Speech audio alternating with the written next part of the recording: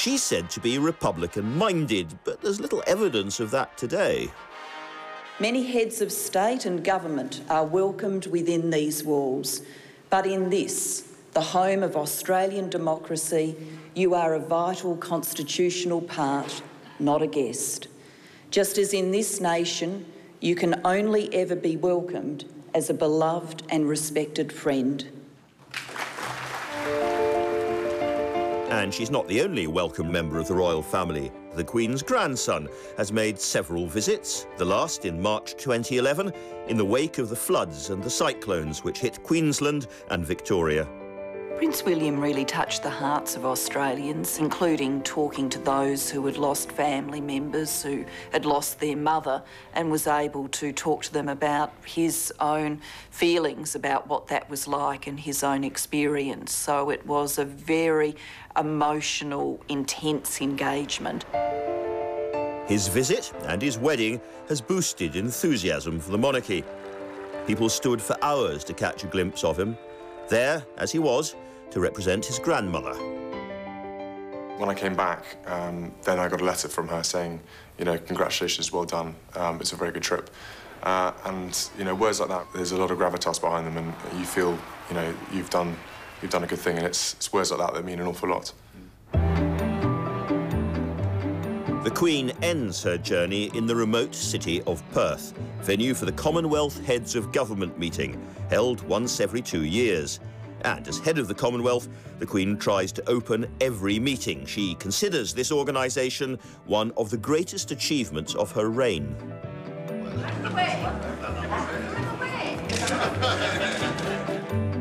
By the end of her father's reign, the empire had been wound up, and now newly independent states could reject the British monarchy and choose republicanism, and yet stay inside the grouping as part of the Commonwealth.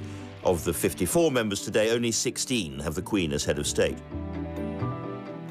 The Commonwealth is not one of the world's essential organisations, but it's a very popular club, even for countries that were never part of the British Empire and don't speak English.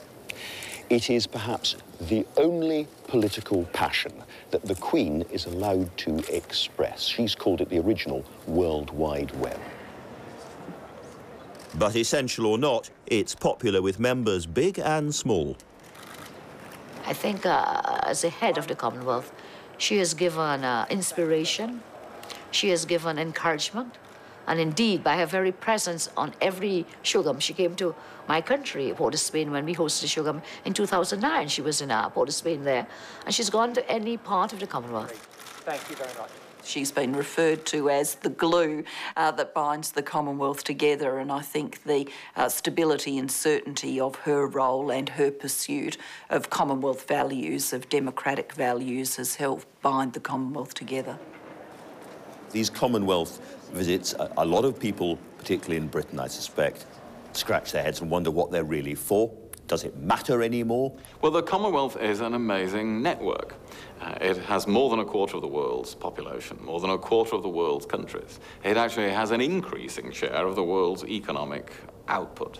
And so a remarkable network is something actually more relevant as the 21st century goes on than perhaps it was at the end of the 20th century, because we live in a network world now. By the end of this trip, it's absolutely obvious that the Queen's visit has been hugely popular.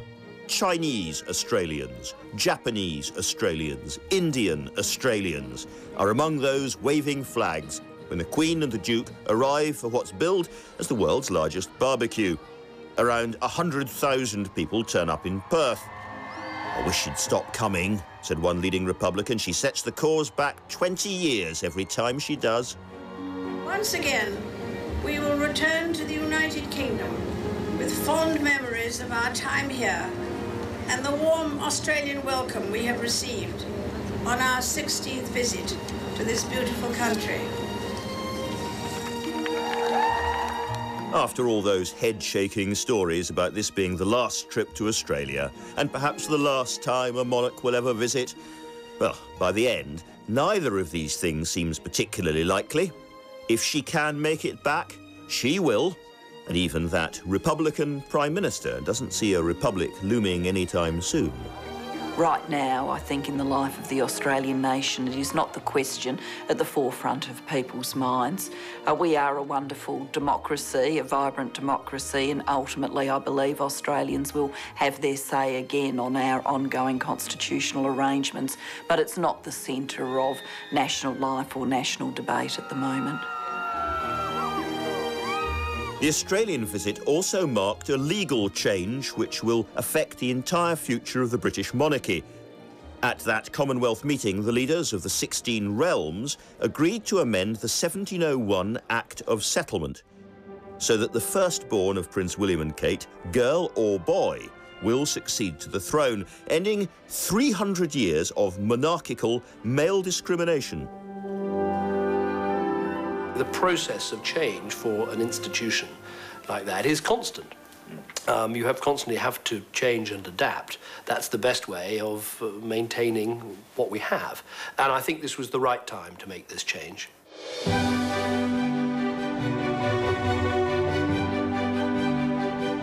The Queen is now the oldest-lived monarch in British history, who's reigned for 60 years. This summer brings her Diamond Jubilee, and a Diamond Jubilee is a very rare event. Great Britain has only seen one before. In 1897, Queen Victoria marked hers at the zenith of her worldwide empire, with plenty to celebrate. Frail, though at 78 rather younger than Elizabeth II, Victoria enjoyed every minute. The cheering was quite deafening, and every face seemed to be filled with real joy. I was much moved and gratified. Today, as at earlier celebrations in Queen Elizabeth's reign, times seem tough and the future uncertain. But the historian's perspective suggests this may mean that Jubilees matter more, not less.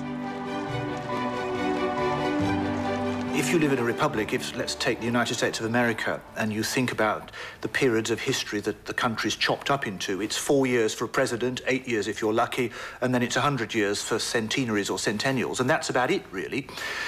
Whereas if you have a monarchy, especially if you have the present Queen, who has reigned for 25 years, then 50 years, then 60 years, what you get is this sequence of jubilees which provides you with the opportunity for structured retrospection, looking back 25 years, 50 years, 60 years, that otherwise you don't have. The 2002 Golden Jubilee saw the Queen tour the UK and the world, and the central weekend of celebration in London saw 1 million people flock to the Mall. For the first time, the Queen allowed Buckingham Palace to be the setting for a pop concert, which opened live from the rooftop.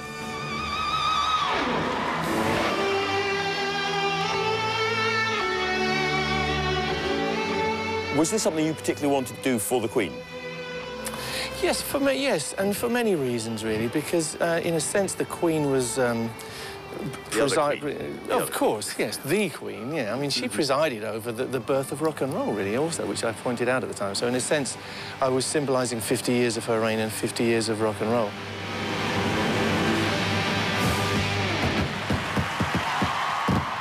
But 2002 was also a year of family sadness. In the run-up to the Golden Jubilee weekend, the Queen's mother and her sister, Princess Margaret, died within weeks of one another. Losses which struck the Queen hard. We all knew that inevitably the Queen Elizabeth was going to have to die soon because of her age. But I think that, and poor Princess Margaret had become so ill with various strokes and things, that in a way it was probably almost a merciful release, you know. There's no doubt that losing your mother and your sister in the same brief period is really hard, because both of them, in a way, had a very close relationship, pretty well on a daily basis. And that's pretty hard to lose. Probably your closest sounding boards in such a short space of time. Part of getting over the experience is to keep going. And okay, that's, in a way, sounds a bit traditional and a bit old-fashioned, but I don't believe that's necessarily bad. I think that's gives you a way of dealing with things.